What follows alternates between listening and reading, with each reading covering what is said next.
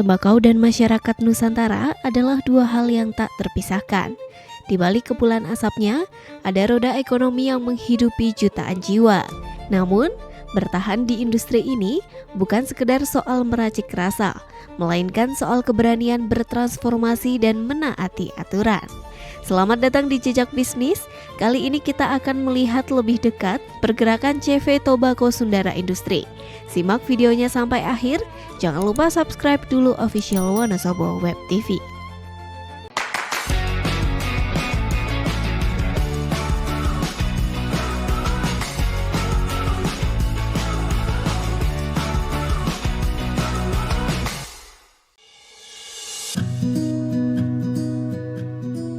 Di usianya yang masih muda, Rudianto mengambil langkah berani.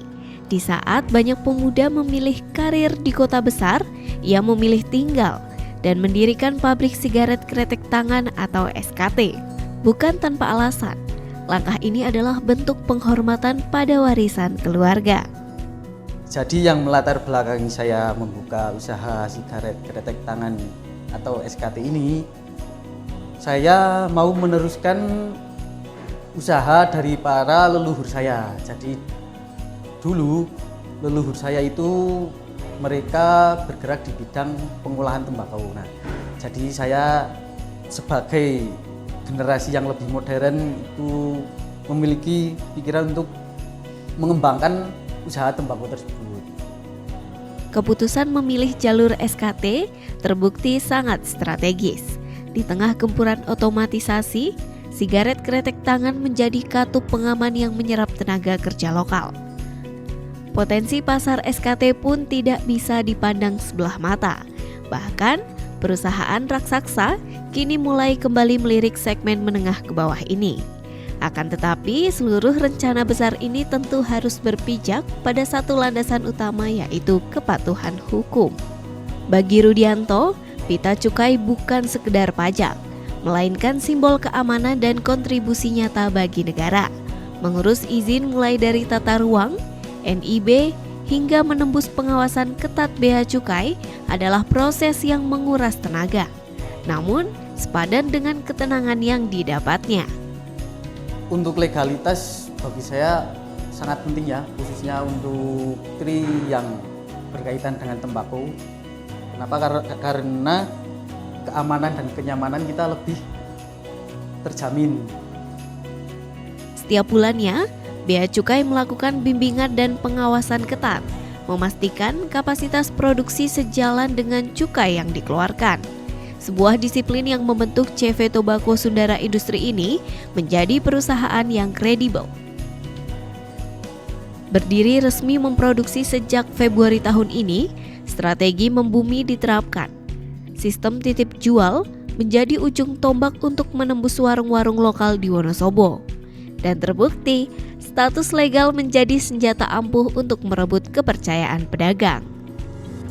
Nah, itu keuntungan kita kalau bermain legal itu, warung sama konsumen biasanya lebih tenang juga.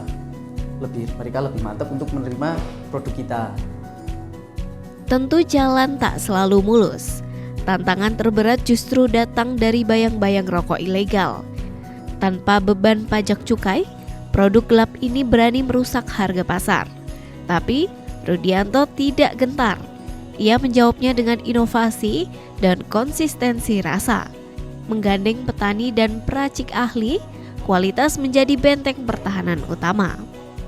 Harapan saya semoga untuk pemerintah lebih perketat lagi untuk peredaran rokok ilegal, karena itu salah satu kendala kita di pemasaran. Soalnya kalau rokok ilegal itu kan mereka berani jual murah dengan kualitas tinggi karena mereka udah nggak dipotong pajak. Mawar hijau, begitulah identitas produk perdana yang dilahirkan dari pabrik ini. Dibanderol seharga Rp12.000 dengan isi 12 batang. Rokok asli Wonosobo ini siap mengudara, tak hanya di kandang sendiri, tapi segera melebarkan sayap ke Temanggung dan Banjarnegara. Rokok MH harga 12.000, isi 12 batang, asli produk Wonosobo, sudah legal, aman, rokok anti pijat. Ini baru permulaan. Di atas kertas, Rudianto sudah merancang peta jalan yang ambisius. Kedepannya, 5 varian brand SKT dengan rentang harga berbeda siap diluncurkan untuk mencekram semua lapisan pasar. Bahkan, sigaret kretek mesin atau SKM sudah masuk dalam radar ekspansi jangka panjangnya. Jatuh bangun di dunia usaha adalah keniscayaan. Namun, keberanian mengambil keputusan dengan tepat adalah kunci kelangsungan. Sampai jumpa di penelusuran jejak bisnis selanjutnya.